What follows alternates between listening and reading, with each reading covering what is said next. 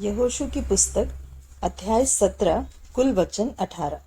पश्चिम में मनश्शे का भाग। फिर यूसुफ के जेठे मनश्शे के गोत्र का भाग चिट्ठी डालने से यह ठहरा। मनश्शे का जेठा पुत्र गिलाद का पिता माकीर योद्धा था, इस कारण उसके वंश को गिलाद और बाशान मिला।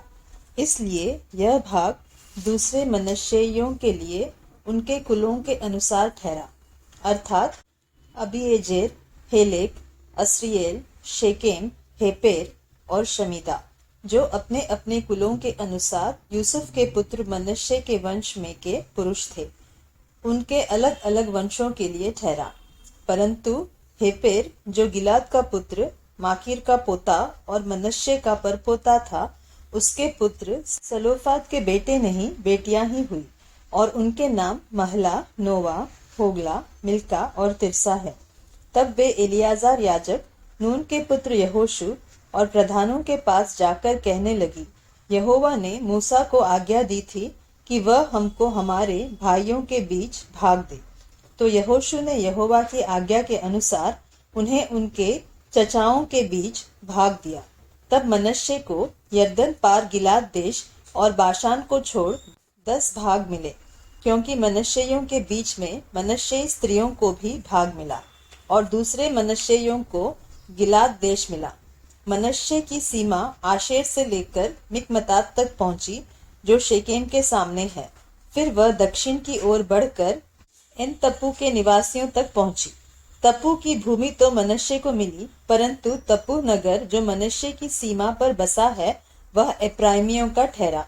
फिर वहां से वह सीमा काना के नाले तक उतर के उसके दक्षिण की ओर तक पहुंच गई। ये नगर यद्यपि मनश्शे के नगरों के बीच में थे, तो भी एप्राइम के ठहरे, और मनश्शे की सीमा उस नाले के उत्तर की ओर से जाकर समुद्र पर निकली। दक्षिण की ओर का देश तो एप्राइम को और उत्तर की ओर का मनश्शे को मिला, और उसकी सीमा समुद्र ठहरी। और वे उत्तर की ओर आशेर से और पूर्व की ओर इसाकार से जा मिली। और मनश्शे को इसाकार और आशेर अपने अपने नगरों समेत बेतशान, इबलाम और अपने नगरों समेत दोर के निवासी, और अपने नगरों समेत एंदोर के निवासी, और अपने नगरों समेत तानाक के निवासी, और अपने नगरों समेत मगिद्दो के निवासी, ये तीनों जो ऊंचे स्थानों पर बसे हैं मिले। परंतु मनश्शेई उन नगरों के निवासियों को उनमें से नहीं निकाल सके, इसलिए वे कनानी उस देश में बलपूर्वक बसे ही रहे। तो भी जब इस्राएली सामर्थी हो गए, तब कनानियों से बेगारी तो कराने लगे, परंतु उनको पूरी रीति से निकाल बाहर न किया। एप्राइम और मनश्शे गोत्रों द्वारा अधिक भूमि की भाग। यूसुफ की संतान यहोशू से कहने लगी, हम तो गिनती में बहुत है, क्योंकि अब तक यहोवा हमें आशीष ही देता आया है।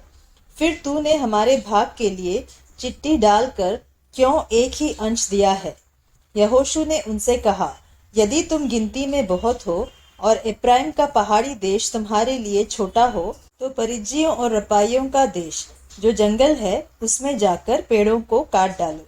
यूसुफ की संतान ने कहा, वह पहाड़ी देश हमारे लिए छोटा है, और बेतशान और उसके नगरों में रहने वाले और इजराइल की तराई में रहने वाले जितने कनानी नीचे के देश में रहते हैं, उन सबों के पास लोहे के रथ है।